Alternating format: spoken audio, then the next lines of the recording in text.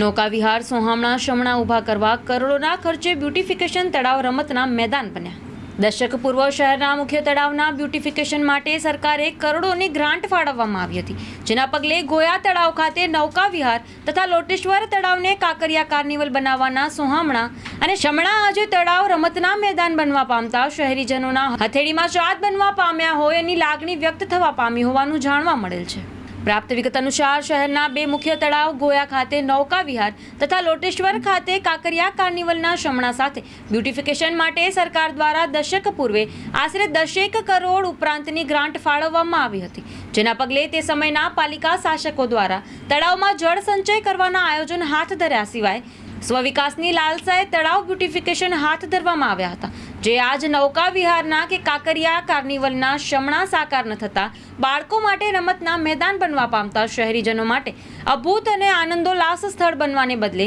હથેળીમાં ચાદ બની રહ્યાની લાગણી વ્યક્ત થવા પામી રહી છે। અત્રે ઉલ્લેખનીય છે કે થોડા સમય પૂર્વ શહેરના ભાલેજ માર્ગ પર ઠેર ઠેર પાણી ભરવાની સમસ્યાને પગલે પાઇપલાઇનથી પાણીનો નિકાલ તળાવમાં થાય અને જળ સંચય થાય એવા આયોજનો કરવામાં આવ્યા છે, પરંતુ ગોયા તળાવના બ્યુટિફિકેશન કરવામાં આવ્યા બાદ 4 વર્ષ પૂર્વ એક ધાર્મિક સંસ્થા કે ધાર્મિક પ્રસંગ ઉજવણી માટે તળાવની જગ્યા ફાળવાતા તે સમયે ધાર્મિક સંસ્થા દ્વારા પ્રસંગને દીપાવવા તળાવનું પુરાણ કરવામાં આવ્યું હતું। બાદમાં તેની માવજત કરવામાં ન આવતા ચોમાસાનું પાણી તળાવમાં જળ સંચયના બદલે સોસાવા પામતા તળાવની સ્થિતિ કોરાકટ રહેવા પામી છે। જ્યારે લોટેશ્વર તળાવ ખાતે સહકારી ઔદ્યોગિકનું મિશ્રણ પાણી છોડવાના આયોજન કરવામાં આવ્યા હતા, પરંતુ વિરોધ થતાં આયોજન પડતું મૂકવામાં આવ્યું હતું। જોકે તળાવ સ્થળ રમતના મેદાન બનતા પાલિકાનો અણધડ વહીવટની આશંકા વ્યક્ત થવા પામી રહ્યા હોવાનું જાણવા મળ્યું છે।